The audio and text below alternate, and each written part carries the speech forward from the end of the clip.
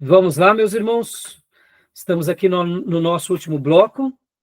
Na nossa 10ª aula de Hermenêutica 1 e 2, nossas aulas estão sendo gravadas. Então, irmãos, agora vamos abrir aqui no capítulo 4, no capítulo 4, que nós tratamos há pouco aqui, do finalzinho do capítulo 3, e agora a gente chegou no capítulo 4. E no capítulo 4, a gente vai, no meu livro texto, é página 38. No livro de vocês é página 33. 33? Joia. Então, agora, olha só, eu vou fazer uma breve síntese de tudo que o autor está dizendo aqui, né? O que é? A concepção correta da Bíblia, o objeto da hermenêutica sagrada. Percebam, ele foi, há pouco nós mencionamos que esse período, né, que foi chamado de período crítico histórico, e também o outro período, que é o do confessionalismo, ele mostra que dentro do próprio protestantismo houve algumas vertentes, né, como a escola liberal. E o que acontece agora? Ele vai voltar aqui dizendo o seguinte: o que importa para nós? O que importa realmente para nós? Então, eu queria pedir que a nossa irmã Elaine Reis, ou Felipe Reis, lesse para nós aqui esse parágrafo, um estudo lógico. Leia para nós, por gentileza, irmã. Um estudo lógico da hermenêutica sagrada requer, primeiramente, uma descrição do seu objeto, a Bíblia, uma vez que a hermenêutica especial deve sempre se adaptar à classe de literatura a qual é aplicada. O caráter ímpar da Bíblia irá também, num certo grau, determinar os princípios que devem governar a sua interpretação.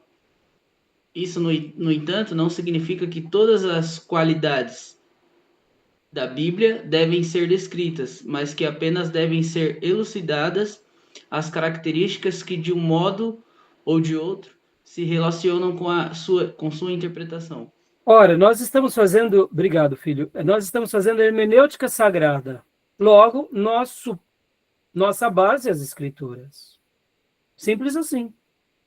E se são as Escrituras, então a gente precisa entender de uma forma bem clara esses princípios que governam essa interpretação. E aí a gente estudou nosso querido Nelson e o Lund, assim como estamos estudando o Berkoff. Nossa hermenêutica sagrada não é Bíblia, mas tradição da igreja. Opa! Não é Bíblia, mas revelação do pastor ou do apóstolo. Não é Bíblia, mas a profecia do vaso. Nossa hermenêutica sagrada, ou seja, nossa interpretação, é Bíblia pura. E o que dela se deriva é isso que importa para nós. Então, com base nisso, ele está querendo dizer, em outras palavras, tudo aquilo que a gente viu há pouco sobre a filosofia, sobre as correntes, sobre a racionalidade, tudo bem. Faz parte da especulação. Mas já que o nosso foco é ser intérpretes do texto sagrado, é ter uma interpretação da Bíblia, para que a gente não incorra em erro, então a gente tem que acreditar em certas coisas. E, em primeiro lugar, a gente acredita o quê? Que a Bíblia ela é inspirada. Ponto. Simples assim. E aí ele vem defendendo toda a inspiração da Bíblia. Ou seja, homens santos de Deus falaram movido pelo Espírito Santo. A Bíblia é divinamente inspirada. A Bíblia como palavra de Deus. Entendemos por inspiração a suficiência sobrenatural exercida pelo Espírito Santo sobre os escritores sagrados, em virtude da qual seus escritos recebem a autenticidade divina e constituem uma regra infalível e suficiente de fé e prática. Aleluia! Ou seja, ele está aqui cravando algumas estacas. Qual é a primeira estaca? A primeira estaca é que a Bíblia ela é inspirada por Deus. Ponto final. Ou seja, ele não abre mão disso, nosso irmão. Ele está dizendo, Em outras palavras, precisamos disso. E aí agora ele vem com os seus argumentos. Prova escriturística da inspiração da Bíblia. Ou seja, ele vem mostrando que essa Bíblia que ela é inspirada, ela contém provas de que ela é inspirada. E aí ele vem trazendo essas provas. Que a Bíblia ensina claramente que os órgãos da revelação foram inspirados. Em outras palavras, ninguém que foi um canal de Deus não sabia que estava sendo. Pelo contrário, todos aqueles que falaram da parte de Deus tinham certeza que eles estavam sendo instrumento da revelação. Todos, sem exceção. E aí ele vem construindo, né? As expressões que a Bíblia usa para descrever o ofício e a função profética são tais que implicam inspiração direta, ou seja, não há dúvida dessa inspiração. Não há dúvida de que Deus estava falando. As fórmulas proféticas mostram claramente que os profetas eram conscientes de ir ao povo com a palavra de Deus. Ou seja, assim diz o Senhor. Deus está falando. Quando Paulo escreve as cartas, ele está dizendo em nome do Senhor. É muito claro essas expressões no Velho Testamento e no Novo Testamento, né? Em muitos dos seus discursos, nos quais o Senhor é apresentado como aquele que fala, os profetas mudam subitamente o uso da terceira para a primeira pessoa, sem qualquer disso, Senhor, de transmissão. Em outras palavras, né, a gente vê isso muito claro nos Salmos, né? Pode ver que muitas vezes a maneira em que o Salmo está escrevendo, ora é o autor escrevendo e falando às pessoas, na terceira pessoa, ora ele fala com ele mesmo, e ora Deus falando por intermédio dele. A gente vê isso muito o tempo todo nos textos sagrados. Então, essa ideia de que eles estavam ali no culto e de repente Deus usou o profeta, será que é Deus? Será que não é? Não, eles não tinham essa dúvida. Hoje essas dúvidas podem até existir conosco. Por quê? Porque nós já não somos mais canal da revelação. Nós nos baseamos na revelação. Nós temos uma iluminação na revelação, mas eles estavam sendo canais diretos da revelação. Tá bom, meus irmãos? Tudo bem até aí? Tranquilo? Alguma dúvida? Tá? Continuando aqui o quarto, né? Voltando ao Novo Testamento, vemos que Cristo prometeu o Espírito Santo aos seus discípulos para lhes ensinar todas as coisas e relembrar tudo o que ele havia ensinado. A Bíblia ensina a inspiração da palavra escrita. Ou seja, irmãos, é muito claro isso. Deus fala para Moisés, escreve. Deus fala para os apóstolos, escreve. E todos eles escrevem, né? Não há várias citações do Antigo Testamento, no Novo Testamento, que identificam Deus e a Escritura como os que falam. Ou seja, é muito claro isso o tempo todo. O locus clássico para a inspiração da Bíblia é 2 Timóteo 3,16, aquele texto muito claro, né? Sobre a inspiração. Outras passagens importantes é 2 Pedro 1,19 a 21, também que nós usamos como base para sustentar tudo isso. Tá bom, meus irmãos? Então, tudo bem até aí? Alguma dúvida, algum acréscimo? Alguma fala que vocês gostariam de dizer? O homem foi inspirado por Deus, não foi as palavras inspiradas por Deus. Não entendi, Júnior. Foi o homem inspirado por Deus ou as palavras foram inspiradas por Deus? Então, Júnior, eu entendo que é um conjunto, né? É o conjunto. Na minha compreensão, a palavra ela é inspirada, mas é como se Deus, ele, na sua onisciência, já sabia que aquele vaso, aquele servo, ele entenderia aquela palavra. Ou mesmo que ele não entendesse, ele falaria a respeito dele. Por exemplo, Júnior, olha que interessante. Quando a gente lê o Velho Testamento, e algumas passagens do Velho Testamento, nós vermos algumas profecias serem escritas, esses profetas, eles tinham que ter muita certeza, porque algumas profecias do Velho Testamento eram coisas assim muito improváveis. Muito improváveis. Vamos pegar um exemplo disso. A Virgem vai conceber. Vamos ser honestos aqui, ó. Vem o Espírito Santo, e te inspira a você registrar isso. E você proclama em nome de Deus. Ou seja, é uma coisa incompreensível. Sejamos honestos. Como que uma virgem ficará grávida sem o auxílio de um homem? Explica. Não tem explicação. Então, o profeta, quando ele era esse canal de Deus, ele era muito lúcido. E no momento que ele recebia essa compreensão, ou essa palavra, ou mesmo essa ideia geral, quando ele colocava, era como se Deus estivesse dizendo por intermédio dele. Mas em algumas profecias, tipo assim, era como se nós considerássemos o profeta um lunático. A palavra não separa do pensamento, né? Não separa, ela faz parte do pensamento. E aí, Júnior, o que eu quero dizer com isso? Vamos imaginar que aquele profeta ele tivesse um vocabulário limitado.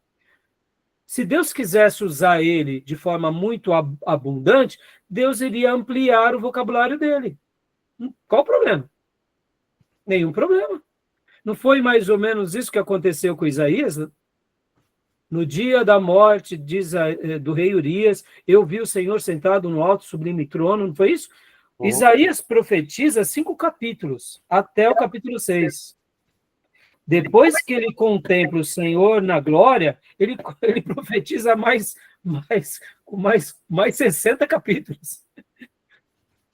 Ou seja, Deus ampliou o vocabulário de Isaías. Deus ampliou a visão de Isaías. E Isaías não tinha dúvida, e ele começava a falar às nações, falava aos reis, falava... Quando Isaías começa a falar ali no capítulo 52 sobre o servo sofredor, e fala no capítulo 53 de Isaías, e ele descreve, é como se Isaías estivesse vendo um filme e vendo Jesus, o servo sofredor, não é? Isaías 53? É maravilhoso, irmãos. Como pode alguém, em sã consciência, fazer uma profecia como essa e falar ao povo com toda a autoridade? De duas, uma, ou ele era um lunático, ou ele era um instrumento de Deus. E ele era o instrumento de Deus. Quando, por exemplo, o Abacuque fala da figueira florescer, olha que interessante, irmãos, olha que coisa linda. Ainda que a figueira não floresça, nem haja fruto na vide, ainda que o produto da oliveira minta, e nos currais não haja gado, eu engrandecerei o Senhor, eu alegrarei, eu bendirei ao Senhor. Texto de Abacuque, mais ou menos essas palavras. Durante esse período que a gente acabou de ver aqui, que foi esse período histórico crítico, sabe o que eles diziam? Que o profeta tinha falado uma baita besteira. Porque quem conhece o pé de figueira não dá flor. Não dá flor. O pé de laranja dá flor da laranja e depois da flor morre a flor e vem a laranja. O limão, todas as frutíferas são assim. Mas o pé de figo, quem conhece o pé de figo, repara, ele não dá flor, ele não dá uma florzinha. Mas o profeta disse, ainda que a figueira não floresça. E aí, pastor, então, durante esse período da histórico crítico, eles argumentavam, tá vendo como a Bíblia contém um erro? Só que, recentemente, a ciência da botânica disse o seguinte, que o figo, ele é a flor amadurecida. Olha que coisa linda isso, é de arrepiar. O que é o figo? Quando a gente pega o figo, abre ele, não é uma flor por dentro? Não é? Não é que nem uma flor? Então, o figo é a flor que ela literalmente ela amadurece por dentro. Glória a Deus. Agora eu te digo, como que um agricultor, como que o homem do campo sabia disso se não fosse pela revelação do Espírito Santo de Deus? Mas no momento em que ele profetiza, ele não tinha dúvida. Talvez alguém dissesse para ele, ô Abacuque, o figo não tem flor, eu não sei. Eu só sei que Deus me deu essa palavra. Agora, pesquisem depois isso. Foi recente, essa descoberta é agora, recentemente da botânica. O figo, ele é um fruto, ele é uma flor, ele não é um fruto. Então, ele é considerado agora, mas na história ele não era um fruto, porque você come o fruto. Exato, mas ele não é um fruto. Ele é uma flor. Ele é uma flor, fruto, né? É. Porque... Não é só do fruto, mas é uma flor, fruto.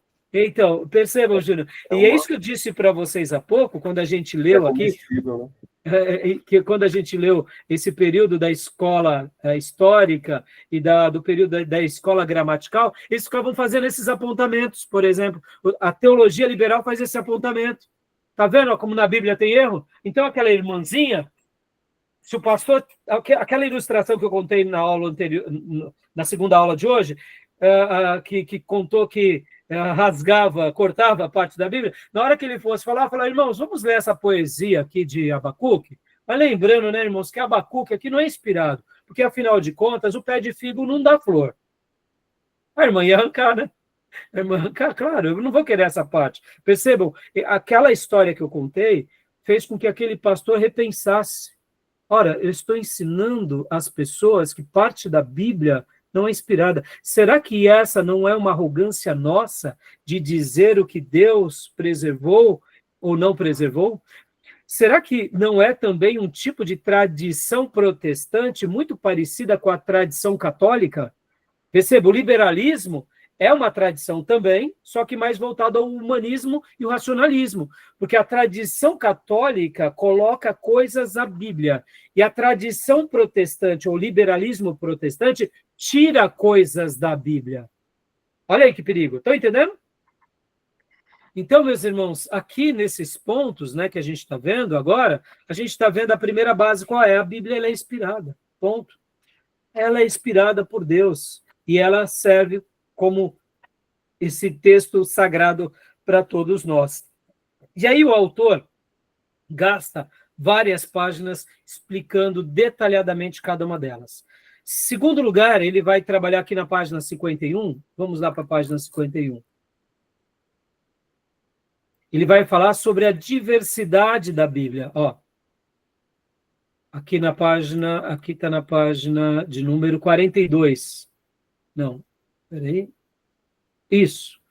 Nesse material que eu estou separando para vocês, na página 42.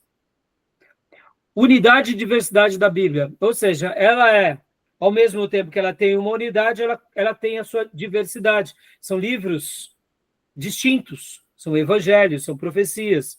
Então, os vários livros da Bíblia constituem uma unidade orgânica. A palavra orgânica deve ser enfatizada. Essa unidade não é meramente mecânica, constituído de diferentes partes preparadas com vista à sua correlação mútua, assim como as partes de um relógio e, finalmente, reunidas num volume. Essa ideia do relógio é muito interessante. São várias partes que fazem um relógio. É assim a Bíblia, né?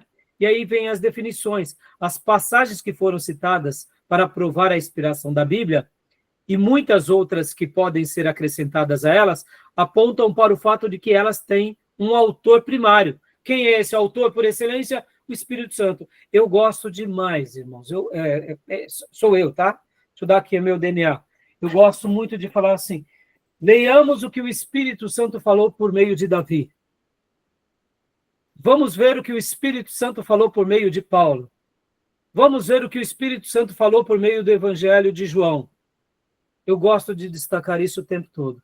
Porque muitas vezes, quando nós estamos aqui fazendo teologia, a gente destaca a sabedoria de Paulo, e Paulo deve ser, sim, destacado, porque foi um homem brilhante, assim como Moisés foi um outro gigante. Hã? Eu acho melhor essa expressão do que aquela expressão, segundo Paulo. Segundo aí Paulo. Dá a ideia errada, né? Exato. Não é uma heresia, porque foi Paulo que escreveu. Mas você concorda que no mundo humanista parece que destaca a sabedoria de Paulo. É a ideia subjetiva de Paulo. Exato. E não é a ideia de Paulo. Não. É a ideia do Espírito Santo em Paulo. Exato.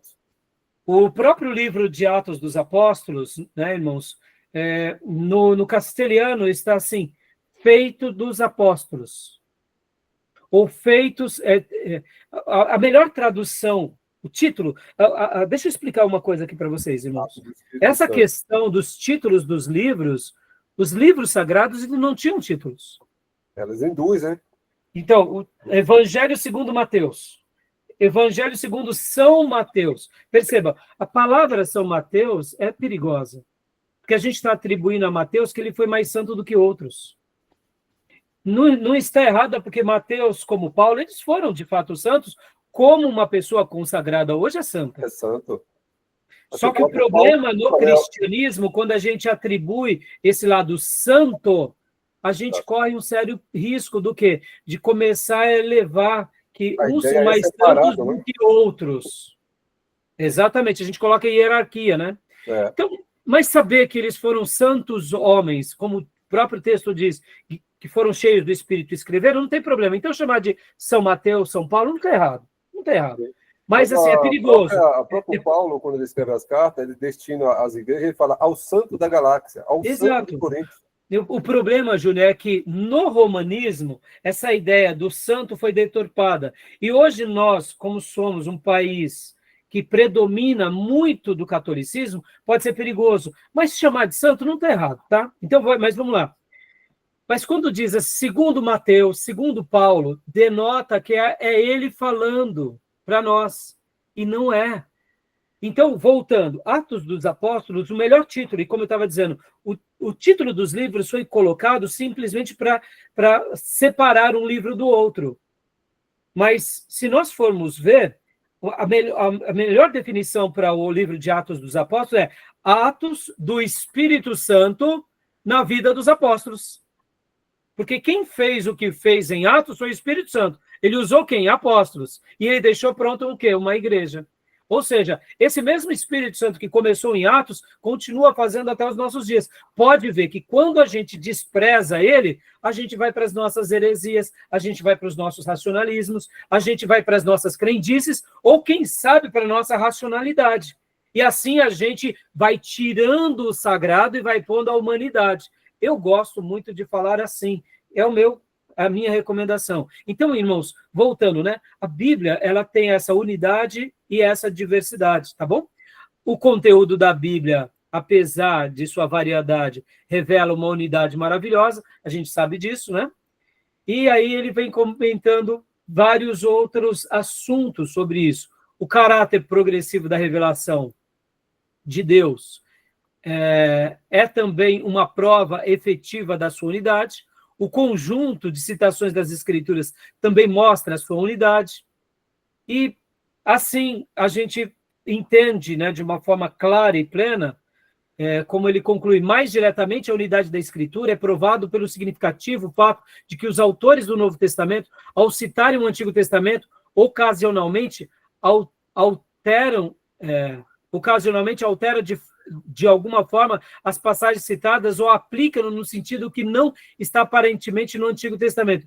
Isso dificilmente pode ser justificado, exceto pelo pressuposto de que o Espírito Santo é, em última análise, o autor de toda a Bíblia e, naturalmente, tinha o direito de citar e aplicar suas próprias palavras como bem lhe parecesse. Tá bom, meus irmãos? E aqui, lado a lado com essa unidade, no entanto, a Bíblia revela-se também a maior diversidade. Então, a gente tem toda essa questão da diversidade também, quanto à forma, quanto ao estilo, quanto à linguagem, quanto à distinção dos livros, tá bom? E aqui, por a gente estar concluindo, a unidade do sentido da Escritura. E aí ele vem mostrando que essa Bíblia toda tem uma unidade para mostrar, e em especial, a pessoa de Jesus e o caminho de Deus e a obra de salvação em Cristo, né? E é claro, ele vai trazer aqui várias outras palavras muito importantes, e eu peço que os irmãos depois leiam essa parte, e se vocês tiverem alguma dúvida, vocês me falem, né? Bases para esse princípio, depois vem aqui, proteção contra equívocos quanto a esse princípio, e aí termina-se essa parte, né? O estilo da escritura, características gerais, né? A simplicidade do estilo da escritura, a vivacidade do estilo da escritura, o uso extensivo da linguagem figurada, o paralelismo peculiar de sentenças que caracteriza grande parte da poesia bíblica e parte da sua prosa, os aspectos característicos da linguagem do Novo Testamento. E aí, vem agora aqui para... Deixa eu ver só quantas páginas faltam. O ponto de vista exegético do intérprete, a relação do intérprete com o objeto. Aqui, esse ponto final, o que o nosso autor está querendo passar para nós? já que temos que fazer aqui a interpretação, qual é essa relação nossa entre fazendo a interpretação bíblica, a exegese bíblica com a Bíblia? E aí ele vai dando aqui algumas diretrizes para todos nós de como fazermos isso. Tá bom, meus irmãos? E aí a gente chega aqui na interpretação gramatical. Eu queria já ter, hoje, pelo menos, começado, mas não deu tempo.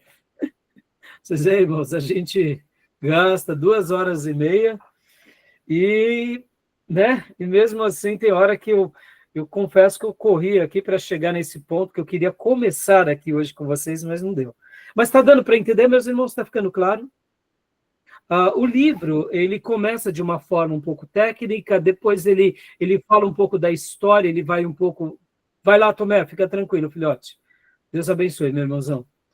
Ele vai para essa questão um pouco filosófica, porque quando ele explica a história, ele não tem como não explicar a história sem fazer uma síntese e fazer uma abordagem do que aquele período queria dizer. Então, tem hora que fica um pouco técnico, histórico, tem hora que ele vai um pouco para a área filosófica, mostrando as novas correntes, mas logo na sequência ele traz de volta para o caminho, e o livro é bem objetivo, né? Não é assim? Ele é muito bom. Tá bom? Tudo bem, meus irmãos? Tranquilo? Alguma dúvida, alguma pergunta? Bom, não deu para a gente fazer aquele case que eu queria fazer de João 1, né?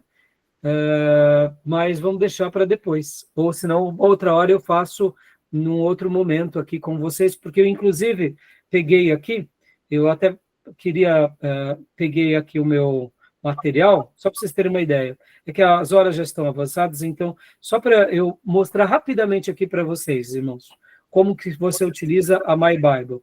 Rapidamente, ó. Muito rápido aqui. Deixa eu só pegar aqui. Ó. Deixa eu pôr aqui.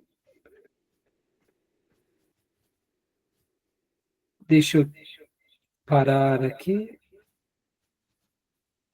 Rapidinho, irmãos. Não vai dar tempo para a gente fazer o que eu pretendia, mas pelo menos eu vou tentar mostrar para vocês aqui como que você utiliza o My Bible no celular, tá? Rapidinho. Vamos lá. Aqui, ó. 1 minuto apenas, tá? Ó. Vou compartilhar a tela. Estou compartilhando a tela aqui do meu celular. Vocês vão ver aqui o meu celular agora, estão vendo? Aqui, nesse canto, literalmente aqui, ó. É esse aplicativo que vocês vão baixar. Chama-se My Bible. Tá bom? Aí você vai clicar nele e vai abri-lo.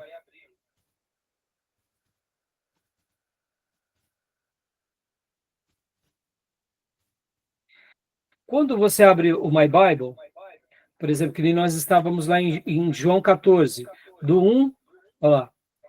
Vocês vão instalar esse aplicativo. Não estou conseguindo tirar o som. Não tem problema. Quando nós pegarmos ele... vocês estão ouvindo? Está com eco, não? Um pouquinho? Estão me ouvindo bem? Sim, pode falar. Tá. Quando vocês instalarem esse aplicativo, vocês vão baixar todas as versões em português. Lá tem várias versões bíblicas em vários idiomas. Vocês baixam todas as versões. Olha só quantas versões bíblicas eu tenho em português. Ó. A Bíblia de Almeida do século XXI, a Bíblia de Almeida revisada. Aí, ó, todas essas versões, tá vendo? A que eu mais uso é essa daqui, ó. Revista atualizada e interlinear. Todas essas versões são em português. Olha que coisa linda. Então, quando eu estou, por exemplo, lendo um texto bíblico, vou dar um exemplo aqui, ó, João 14, por exemplo, do versículo 1 ao 4. O versículo 2, na casa do meu pai há muitas moradas. Deixa eu colocar aqui até assim que fica melhor para vocês verem. Ó. Na casa do meu pai há muitas moradas. Aí eu fico na dúvida, por exemplo, sobre essa há muitas moradas. Aí eu falo, puxa vida, deixa eu ver no original. Aí eu venho aqui onde está essa parte, meus irmãos, ó. Deixa eu só... Aqui em cima, onde está a versão, não sei se vocês conseguem ver. Estão vendo onde eu estou colocando o meu mouse? Não. Não. Então, aqui em cima, ó, vou tentar por aqui. Ó, aqui. Essa parte aqui é onde você muda a versão. Eu vou voltar, vou apagar. Então, vamos lá. Quando eu clico aqui, eu abro as versões que tem. Então, vamos supor, eu quero ver na King James esse texto. Olha lá, King James clássica, de 1611. Olha lá. Na casa do meu pai há muitas mansões. Olha que interessante. Mas então vamos para o texto, como eu disse para vocês, que eu gosto muito, que é esse Arai Mais aqui, que é esse daqui, ó. Aí eu clico. Olha só, aqui vem o texto em português juntamente com o texto em grego. Quando eu clico moradas em grego, olha só que lindo, vai abrir uma nova janela, que aqui é o Strong, que é um linguista, e ele vem e traduz para mim que essa parte que seria morada, né? Que tem como no grego mone, em grego, é lugar, morada, habitação, residência, faz habitação. E até Strong comenta, ó, é uma metáfora do Espírito Santo que habita no crente. Olha que interessante. Então, é isso que, por exemplo, está no original. Mas aqui que eu queria ensinar para vocês, olha que coisa linda agora. Quando eu quero, como eu já baixei todos os módulos de Bíblia em português, Bíblias católicas, etc. e tal, eu baixei também todos os dicionários e baixei também todos os comentários. Quando eu clico aqui, irmãos, ó, aqui onde está esses 3 pontinhos, ó, viram? Deixa eu voltar lá. Ó. Aqui, ó, só um minuto. Vamos supor, eu quero entender melhor sobre o que significa esse versículo morada. Eu marco o texto bíblico, como está aqui, e aí eu venho para esse ponto aqui, ó, que está 2 quadradinhos com 2 pontos, ó, aqui. Quando eu clico, eu vou abrir todos os comentários bíblicos, como eu mencionei para vocês. Eu baixei vários comentários bíblicos, comentários católicos, ó o primeiro. Bíblia Ave Maria é um comentário, sentido, há lugar no céu para cada um de vocês, de vós. A Bíblia de Jerusalém, outra tradução, senão eu vos teria dito que vou. Aí vem aqui o comentário bíblico de Barclay. Olha só que interessante, irmãos. Eu queria hoje, inclusive, debater, eu até mandei para vocês do grupo, esse texto. Quando eu venho aqui e clico aqui embaixo, abre todo o texto dele. E aqui ele vem explicando várias coisas da época, como que se lia esse texto. E aí ele vai mostrando vários significados. Ó. João 14, 1:3, a continuação. Ou seja, são muitas informações maravilhosas. Estão vendo? Percebam, aqui, só nesse aplicativo, você aprende muitas coisas. Então, ó, eu só estou lendo aqui o comentário bíblico de Barclay. Bom, vamos lá, tá? Ainda não acabou. Vamos lá, deixa eu ver. Onde está? Tem mais outros comentários. Pronto, acabou agora, ó. Agora vem outros comentaristas, ó. Bíblia de Estudo Pentecostal. Ele tem um comentário também. Bíblia de Estudo Pentecostal, mais uma. Comentário Bíblico Beacon. Eu acho maravilhoso esses comentários. O comentário de Champlin, aquele volume imenso que está ali, de 6 volumes, tem aqui, olha só, comentário bíblico de Champlin. Isso, é um aplicativo, Júnior. Isso, eu sugiro que todo seminarista baixe. E baixe tantas versões da Bíblia no português, os dicionários bíblicos em português e os comentários bíblicos em português. E aí, olha só que coisa linda, irmãos. Vem comentários aqui, ó. Comentário da Bíblia em inglês, inglês Stanford versão. Comentários Francis Davis. Comentário bíblico de Genebra. É muita coisa. É muita coisa. Então, estão entendendo? Eu, aqui voltando, né, irmão? Só para a gente concluir agora. Quando eu estou fazendo minha devocional bíblica todas as manhãs, eu pego minha Bíblia que eu estou lendo, eu gosto de ler uma Bíblia do começo ao fim, mas logo depois eu pego aqui o meu My Bible e vou vendo as outras versões. Porque muitas vezes o que eu fazia? Todo dia eu descia com 3, 4 versões para fazer o meu devocional. Eu gosto de ler a Bíblia no original. ou melhor, nas traduções em português. Quando depois eu faço a leitura no português e eu tenho alguma dúvida, eu vou para o grego, como eu mostrei para vocês aqui nessa versão. Aí eu tiro a dúvida do grego. Aí, quando eu quero me aprofundar mais no texto, geralmente minha devocional eu acabo só até aqui. Aí, quando eu quero estudar mais, aí eu vou para os comentários. Ou eu consulto os meus comentários, ou eu consulto aqui o comentário. É uma riqueza inestimável, meus irmãos. Todo seminarista precisa dessa ferramenta, tá bom? É interessante. Tá bom? Desculpa ter alongado um pouquinho mais, mas eu Essa é uma das interpretações desse texto aí também, não sei se essa é bem convincente, as muitas moradas pode ser também encontrada dentro dos crentes, né? Sim, claro, porque então, Deus habita em si assim, se não fosse, se prepararia. Como a gente viu, inclusive, no comentário católico. A gente viu. Não é porque é católico que está errado, muitas vezes, o comentário, né? Agora, Júnior, naquele texto que eu passei para vocês, claro que eu vi o debate de vocês em classe, tudo, mas aqui, para a gente até resumir, o que Jesus estava dizendo ali? Simples, que o céu é um lugar muito grande que tem espaço para todos nós.